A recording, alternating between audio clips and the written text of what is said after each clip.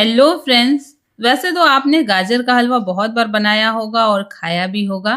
तो आज हम गाजर से एक नई रेसिपी बना रहे हैं। ना इसको घिसने की झंझट है, ना इसको उबालने का झंझट है।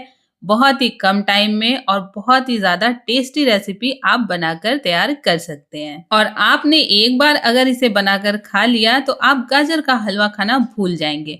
ये बहुत ही ज्यादा टेस्टी लगती है और सबसे अच्छी बात ये है कि इसे आप एक बार बना करके कई दिन तक खा सकते हैं। और अगर आपको मेरी ये रेसिपी पसंद आए तो इसे आप एक बार जरूर से ट्राई करिएगा। आपको भी और आपके घर पे भी सबको ये बहुत पसंद आएगी।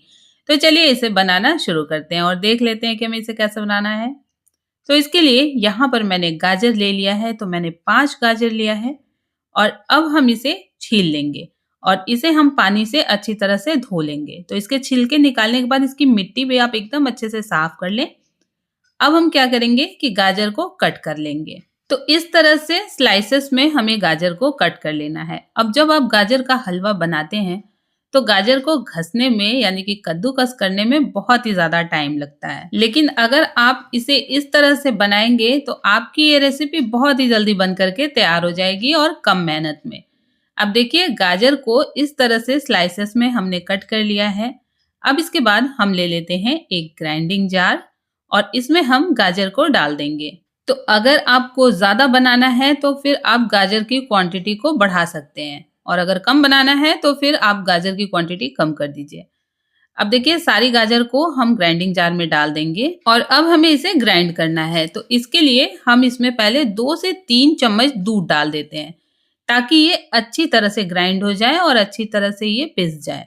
अगर आप चाहें तो बिना दूध डाले भी इसे ग्राइंड कर लीजिए। अब देखिए गाजर यहाँ पे हमारी एकदम बढ़िया से पिस गई है। ये देखिए कुछ इस तरह से। अगर आप चाहें तो इसे ग्राइंड न करके आप ग्रेटर में ग्रेट भी कर सकते हैं। अब इसके बाद हम कढ़ाई ले लेते हैं और इसमें डाल देंगे 1 बड़े चम्मच देसी घी। इसके बाद हम गाजर इसमें डाल देंगे। इस तरह से इसको पीसने के बाद जब इसकी रेसिपी बनाते हैं तो इसको पकने में बिल्कुल भी टाइम नहीं लगता। जब आप गाजर को कद्दूकस करते हैं तो उसमें पकने में बहुत ज्यादा समय ले लेता है और इस तरह से बनाइए तो बहुत ही कम टाइम में ये बनकर तैयार हो जाता है। अब हम इसे मीडियम फ्लेम पे अच्छी तरह से मिक्स कर लेते हैं और फिर इसे हम लगभग 2 से 3 मिनट के लिए भूनेंगे। इसको भूनने में हमें बहुत ज्यादा टाइम नहीं लगाना है। 2 से 3 मिनट तक बस हम इसे भून लेंगे, लेकिन गैस की फ्लेम को मीडियम पे ही रखेंगे। अब इसके बाद देखिए यहाँ पर गाजर हमारी थोड़ी सी सूखने सी लग गई है। अब हम इसमें डाल देते हैं 1 कप दूध। तो यहाँ पर मैंने मलाई के साथ में दूध लिया है। आप कोशिश करें कि फुल फैट दूध लें, अगर नहीं है तो आप इसमें ऊपर से मलाई भी डाल सकते हैं। अब दूध के साथ में इसे हम एकदम अच्छी तरह से मिक्स कर लेंगे और आप देख सकते हैं ये दूध के साथ में गाजर एकदम घुल सी गई है। मतलब पता भी नहीं चल रहा है कि इसमें गाजर है और इसको हम लगातार चलाते हुए पकाएंगे। जब तक इसमें उबाल नहीं आ जाता है तब तक हम इसे छोड़ेंगे नहीं। और गैस की फ्लेम को आप अगर चाहें तो यहाँ पर हाई पे भी कर सकते हैं और इसे लगातार चलाते रहें। फिर आप देखेंगे कि ये धीरे धीरे गाढ़ा होने लगेगा और इसमें उबाल आने लगेगा। तो जब इसमें उबाल आने लग जाएगा तब हमें गैस की फ्लेम को लो पे कर देना। इसे हम मीडियम या हाई फ्लेम पे नहीं पकाएंगे, इसे हम लो फ्लेम पे धीरे धीरे पकने देंगे और बीच बीच में हम इसे चलाते रहेंगे।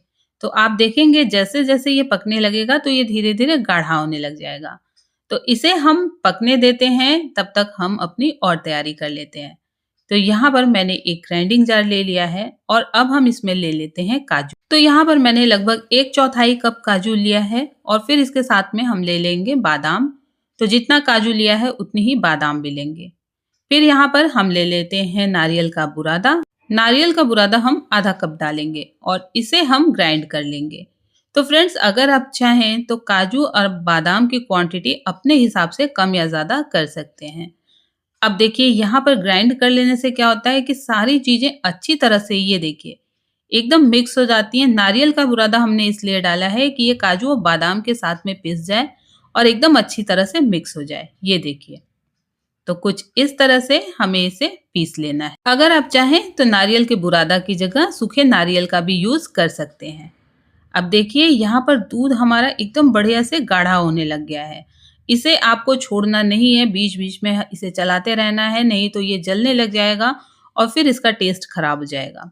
तो अब हम इसमें डाल देते हैं चीनी। तो चीनी यहाँ पर मैंने आधा कप लिया है। चीनी की क्वांटिटी भी आप अपने हिसाब से कम या ज़्यादा कर सकते हैं, यानी कि अगर आपको ज़्यादा मीठा पसंद है तो आप चीनी बढ़ा दीजिए और अगर आपको कम मीठा पसंद है तो आप चीनी की क्वांटिटी कम कर सकते हैं और इसे हम अच्छी तरह से मिक्स कर लेंगे। तो यहाँ पर भी गैस की फ्लेम को हमें लो पे ही रखना है, मतलब इसे उबाल आने के बाद आपको लो फ्लेम पे ही पकाना है। अब हमने यहाँ पर ले लिया है मिल्क पाउडर। मिल्क पाउडर पूरी तरह से ऑप्शनल है। अगर आपके पास नहीं है तो आप इसे स्किप कर दीजिए, इसकी जगह आप मलाई डाल दीजिए और अगर है तो आप इसे डाल सकते हैं, इससे इसका टेस्ट और भी बढ़ जाएगा।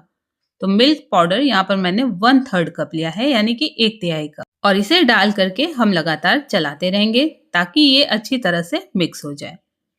अब इसके बाद हमने जो ग्राइंड किया था अभी काजू और बादाम, वो हम इसमें डाल देंगे और इस तरह से चलाते हुए डालेंगे और फिर आप देखेंगे कि ये धीरे-धीरे और भी ज़्यादा गाढ़ा होने लगेगा, तो इसे हमें इस स्टेज पे छोड़ना बिल्कुल भी नहीं है।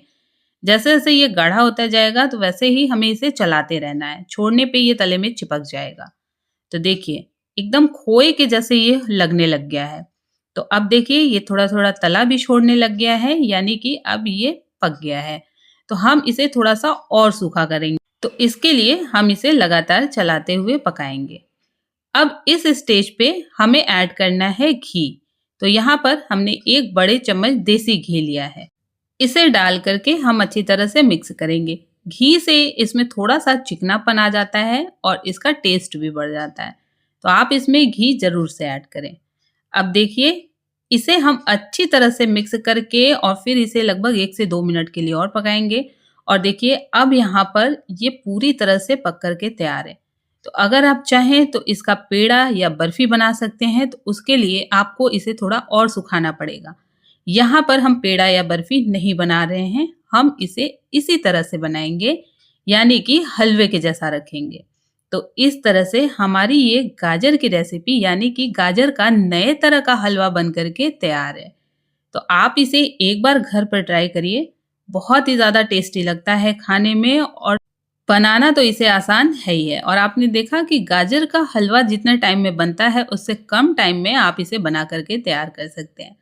तो फ्रेंड्स, आपको मेरी ये वीडियो कैसी लगी मुझे कमेंट करके ज़रूर बताइएगा।